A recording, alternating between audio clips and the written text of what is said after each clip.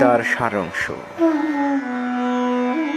যা হয়েছে তা ভালোই হয়েছে, যা হচ্ছে তা ভালোই হচ্ছে, যা হবে তা ভালোই হবে।